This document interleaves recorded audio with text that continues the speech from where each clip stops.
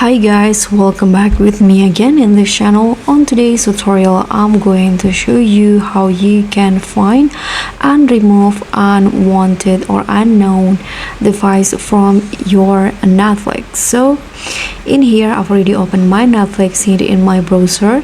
So if you log in into so many devices with your Netflix account but you found one unknown device, this is how you can find and remove it.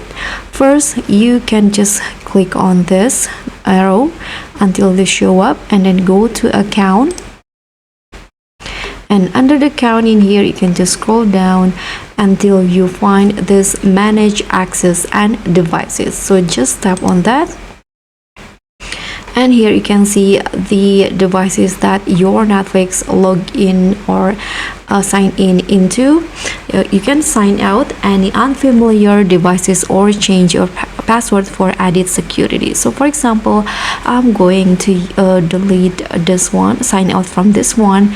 You can just tap on the sign out options, and now just like that the device will be signed out, so that device cannot access your Netflix again.